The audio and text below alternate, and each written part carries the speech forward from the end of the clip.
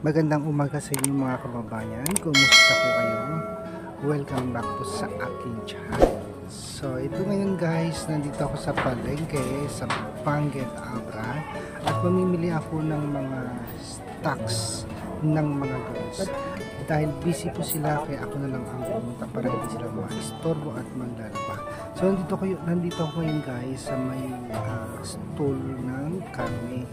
Kasi may nakita ako dito pork chop at yung taba, grabe, parang ang sabi sigang.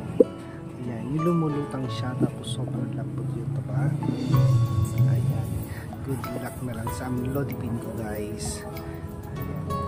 So kukuha ko dito siguro dalawang hiwa ng pork chop. Ayan, pero siyempre kasama yung taba. Ayan guys, nangyayari yung taba. Ayan, kumusta pala kayong mga babayan? At ayan, malapit na po yung graduation ni Kumaring Irene guys. Sa April 15, 14 or 15 po yung graduation ni Kumaring Irene. Ganun din po yung dalawa. Moving up si Erna at si Marjorie. Ayan. So, pagbakasyon, uuwi yata si Erna guys. At yung tatlo ay maiiwan muna. Hindi sila uuwi guys. Ayan.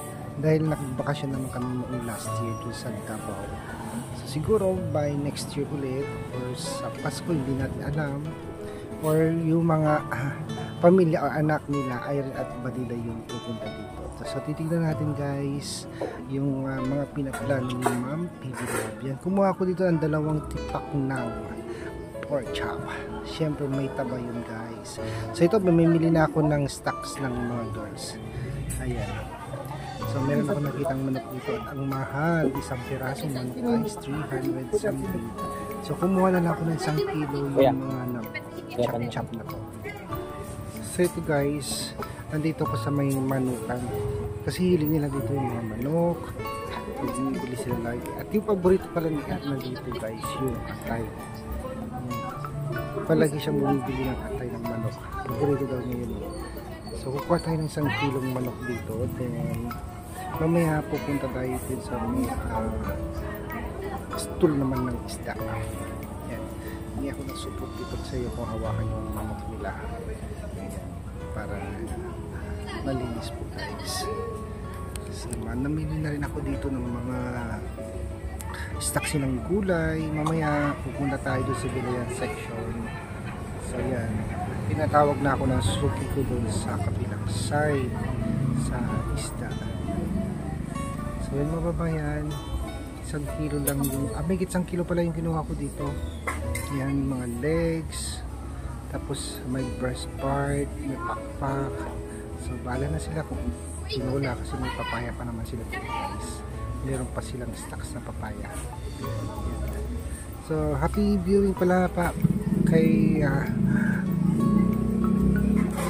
Ma'am Elizabeth Makuha. Hello po Ma'am Auntie Judy Baltasar. Yan, si Channel Chin News at si Sir, kumusta po kayo? Yan. So guys, nakakuha na ako ng 1 kilo at pupunta naman ako ngayon dito sa isda section. Dito ako lagi namimili ng mga stocks nila sa isda.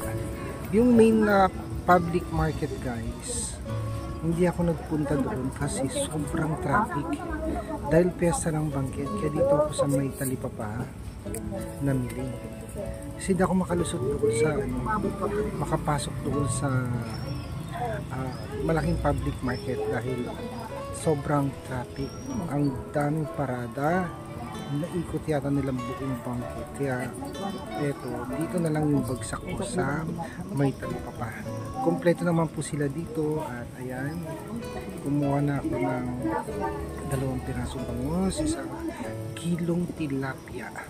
Sayang walang galong ko. Sabangan natin guys yung graduation ni Kumaring Irene. Sa April na po yan guys, malapit na. 1 buwan na o 2 buwan na lang siguro may aantayin natin. Tingnan natin guys.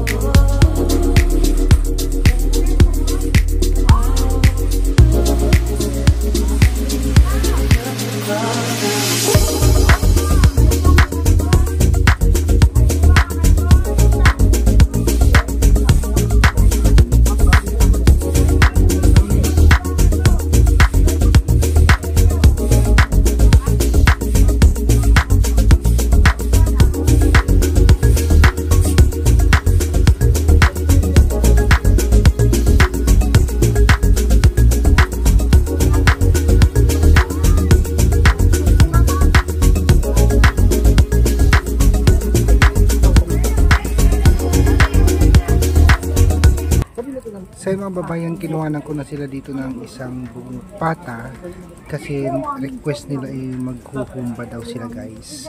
Yan si Kumaring Irene marunong magluto ng humba yan. Kaya yan. Pero kumuha din ako ng sarili ko dito guys. Hindi ako. Kasi ang gagawin ko naman ay sisigang ko siya kasama yung gabi, buto ng sitaw, lutong Ilocano. Masarap yan guys.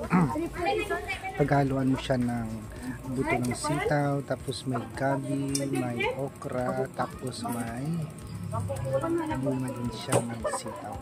Parang isisigaw mo siya guys.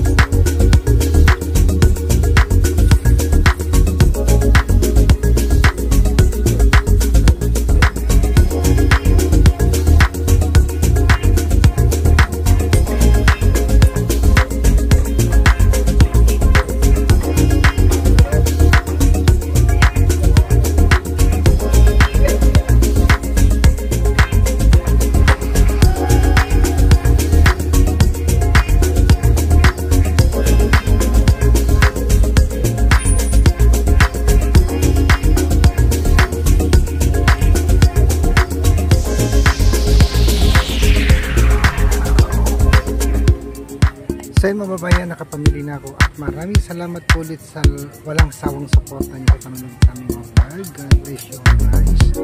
Thank you.